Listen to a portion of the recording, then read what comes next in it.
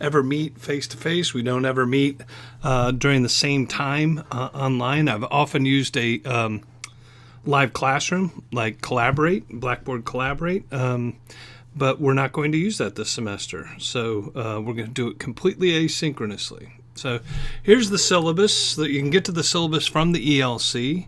And essentially, my name is Michael Orey. I'm a professor here. This is my last semester at the University of Georgia. I'll be retiring at the end of the semester, and this is the last class I'll be designing. I taught this class as a doctoral seminar last summer, and so I've now adapted it for being more of a master's-oriented class, although I know a lot of our doctoral students are taking this class. So we're going to examine games and gaming. We're going to get involved in the literature. We're going to get involved in serious game design. Oops, sorry. Let me scroll back to the top here. Basically, there are two, and you count them three, primary goals in this class. Students will examine the emerging literature in the area of serious games to the point where you have written a lesson plan and tested it in a classroom, or you've designed a game, video or board game, and built a small prototype. So that's sort of the two paths you can go down in this class. Is you can either focus on lesson design, and the lesson design could also be a board game, could be some kind of classroom game, could be gamification, and we'll look into that in more detail. Or you can actually design a video game. The video game has to be somehow of educational value. And then students will prepare a video game summary video of a professionally designed, developed game detailing its design. So everybody has to do one, and so you have to capture somehow the game as you're playing it and describe the design features to everyone. I think we're going to start in 2 weeks doing those demonstrations. And so you basically will have to make a video and put the video up into YouTube and then post it in the ELC so that we can all see it and have a conversation about it. So those do not have to be educational, but they can be educational. It's entirely up to you. So, but what we want to do is we want to take a critical look at how games are designed. And so the best way to do that is to spend time looking at games. You can do World of Warcraft, or you could do Reader Rabbit. I don't care. If you want to do an educational game, that's fine. If you want to do a game that has no educational value, that's also fine. And then you get to do sort of the in-between, like a game like Civilization, where it's designed to be a game for fun. But in fact, a lot of history teachers have used Civilization in the classroom. And then you have to demonstrate an understanding of literature. You're going to basically keep a weekly journal that is a design journal about your either lesson or your game. And you kind of weave the literature as we're reading it each week into those design journals. So every week you'll be turning in your URL to your blog. That's basically your design journal. So again, we have this, I have the schedule in here. We start with games versus play. We have a topic on game design. You can see the references to the variety of different resources. And then we have games and education, edutainment. We have gamification, so we'll take a close look at that. And then we'll look at serious games. And again, serious games are games where there's a consequence to the game. So a lot of the most powerful educational games today are serious games, but serious games could also be used to solve real-world problems. So, and again, we have videos to watch on those. We have articles to read on those. So those are sort of the things that you'll be doing to that point. Now, on February 20th, this is where we're going to branch, and so there'll be different things for the different strategies. So you don't have to make a decision yet whether you want to do a lesson or you want to do a video game, but by February 20th, you got to kind of commit to that. And again, my expectation is by February 20th, you've been writing a design journal all along, and you're pretty close to having a pretty good idea about what it is you're going to do. Now, right now I have for the game design branch, I don't have a lot of resources listed. I'm going to be adding those as we go. So when it says various, it just means it's open-ended, and I'm going to be figuring that out as we go. But the classroom one, we have readings and other activities. So again, by February 20th, you've got to have sort of that design decision made. And then we have... so you can see also, like here, March 20th, you have game demo by. Again, everybody has to do a game demo. And there is in the ELC a place where you can sign up for when you're going to do your game demo. But David was from the summer, and so he's not going to be doing it then. And I will fill this out as we go. So again, here you get a look at the topics. You submit a draft of your final topic by April 10th, and your final presentation's April 24th, and then we'll have the sort of internal competition about the best project. I'll probably split that in half, the lesson designs versus the video games, and then we'll have the best video game and the best lesson. So again, now we talk about each of the things. We have the design journal. There's readings each week. You have to keep your design journal. And so I have these reading coins, and basically I have the Shakespeare reading coin, and that is you're going to have to, each week you're going to post your design journal URL that's going to weave in the readings or the videos or whatever the resources are for that week. You're going to weave that into your design journal. And so the person who does that the best, assuming there's a good one every week, will get a Shakespeare coin. And so you see the gold Shakespeare coin versus the silver Shakespeare coin. Basically, if you want to buy out of having to read the readings or watch the video, if you have a Shakespeare coin, you can buy out of one of those readings. Once you spent that coin, I change it to a silver coin. So then you also have to give each other feedback, and so I created a coin with Walt Whitman, and by me creating it, I actually mean Desiani Behetu, who was one of my doctoral students who now works at UNC Wilmington. She actually created these coins for me when we taught this class that last summer. And so, and the Walt Whitman coin is really sort of giving critical feedback to someone else who's written their post. And so sort of the top critical feedback gets a Walt Whitman coin. And again, there's a gold version and a silver version based on whether you've spent that coin or not. Okay. And I think I say that you get to spend, you can earn more than 2 coins, but you can only spend 2 of them. Then you have the game demonstration. Again, how you do that is entirely up to you. It should be about 5 to 8 minutes. You're going to put it on YouTube. You're going to record some kind of game. It could be on a PlayStation. It could be on a Wii. It could be on a Xbox. It could be on your phone. It could be a computer-based game. I don't care. But play it enough and go through it enough so that you can demonstrate basically the design of the game for others in the class. And then the final project presentation, you will create a video that sort of sells your final project, and then that's part of the final project competition. And you can then you'll have to vote on which one's the top one. Whichever game wins or whichever lesson wins, and I think I will split it according to lesson and game design, depending on the numbers that we have. Whoever wins gets 10 bonus points for the semester.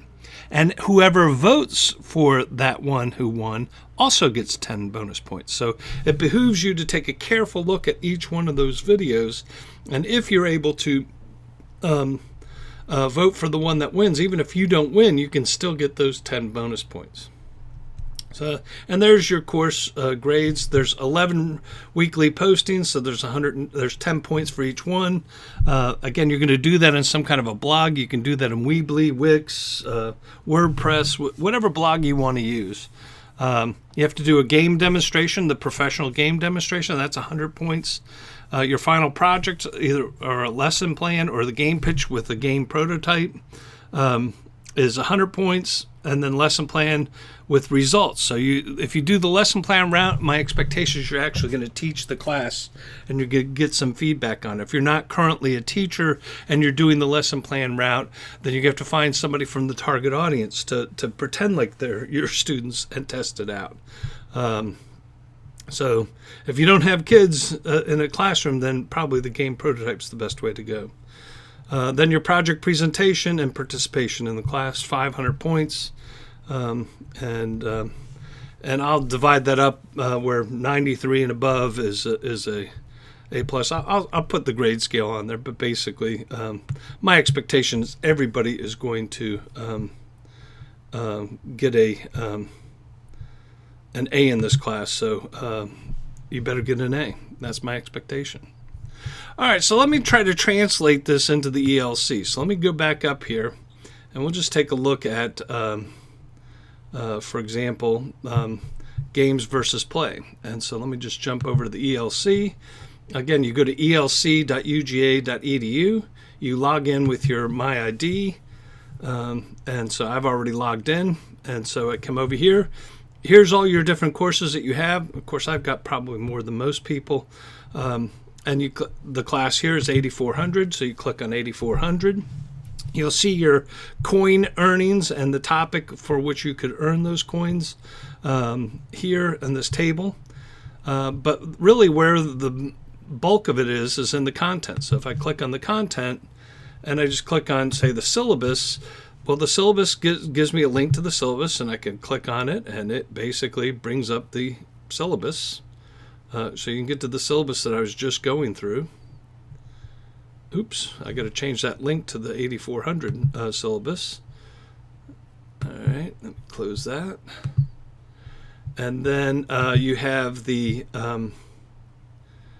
me introducing myself, which is a video, and what you'll have in order to watch this video, you'll have this video here as well. And then I have this nice graphic that kind of summarizes gamification, and so it's kind of a nice graphic, gamification of education, and it has a summary, and it's good for everybody to take a look at, whether you're going to do gamification or not. 1.2 million students in the U.S., 28 million people harvest their crops in Farmville every day, over 5 million play an average of 45 hours a week. So it just kind of gives you this overall view of what is going on in games and why it's important in education to think about those games.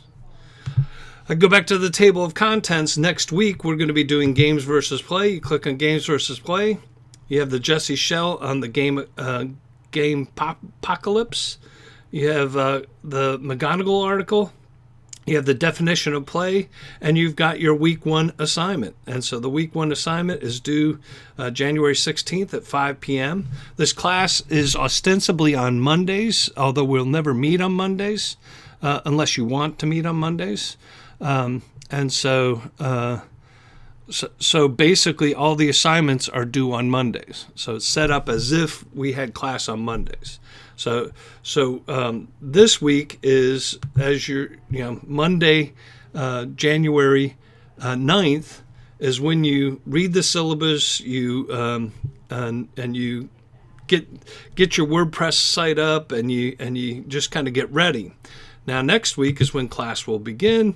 Then you look at the Jesse Shell video. You read these 2 articles. You write your first design journal entry, and it could be at this point, week 1, you just have a noodle of an idea what you want to do. You may still be debating between a lesson or a game design, and so that's entirely okay. But you ought to have that conversation. You ought to put that to paper, as it were. Put your pen to paper, in this case, keyboard to digital screen information.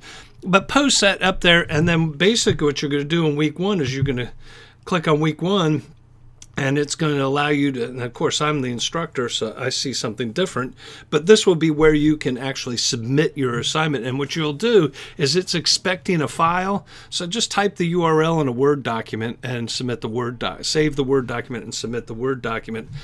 You could even in the add instructions here. Well, in the narrative, you can actually type the URL as well, but it's expecting a file, so it's probably best to submit a file. And if you want to look at all the assignments for the semester, you just click on assignments here, and it shows you all the week 1 through week 11 assignments, the draft final project, and the final project, all there on the assignment into the tools menu here. And of course you got discussions, and we have a variety of discussions. The help discussion board, if you've got a question about a grade, then send me an email, and frankly I prefer you to use the ELC email for those. But if you send me a personal email, that's okay, but I prefer the ELC email. But if you have a question about what's due this week, or a question about the assignment, ask that question in the help discussion board, because what will happen there is somebody else probably already knows the answer to that and might see it before I see it, and they can answer that question for you. And so everybody ought to be coming to the help discussion board anytime anything's been posted there. And if somebody posts a question that you know the answer to, go ahead and answer that by hitting reply. We have our weekly topics. So again, when you read the games versus plays readings and watch the video, what you'll do is not only will you post your URL in the assignment Dropbox, but you'll also post it here with a little note about what it is that you're thinking about doing, so people can then read and give each other feedback on their projects. You know, it might be best if you actually just copy and paste your content from your blog in here. That might make it easier to have the discussion. That's up to you. You can post the URL if that's what you want to do. Sometimes the URL is more important because you might have some visuals that you're using as you get further in the project. That will make that happen. Down here at the bottom is the final presentations, and then you have every other topic that we have during the semester. Okay, so that's basically the ELC and how to get around in the ELC. If you have any questions at all about class, you're welcome to contact me. You can do an email inside the ELC. If I go back here to the ELC, it's pretty simple to do an email. If I want to email someone, I come in here and I say compose, and I come over here to move it down in here. I come to the address book and I choose somebody. I'll just choose Anthony here, and I say I want to take that to Anthony. So it puts Anthony up here, and I say add recipients, and I could come in here and say welcome to class, and I can then come down here and say I hope you have a great semester in this class. That message. You can do the same thing with me. You'll find me in the address book. You can send me an email. If you want to meet with me, we can meet. And there's a variety of ways of meeting. We could meet in here. We could just go to Collaborate Ultra, and we can meet in here. We'll just use the main room that is associated with Collaborate Ultra, and it'll just spin right up here momentarily. Or I could just call you on the phone, or you can call me on the phone. And I could just click join room, and then I'm in the room, and then I have a microphone hooked up to my computer, and I can talk to you. We can have a conversation. So I put my cell phone in the syllabus as well. You're welcome to call me there, although often I'm in meetings and such. You're welcome to give that a shot. But email me if you want to have a meeting, and we could schedule a time to meet. And I wish you luck in this semester, and I think this will be a good time. I think we'll have a good experience this semester. I think this can be a fun class, and I hope we have great success at it. All right, now I need to figure out how to hit escape.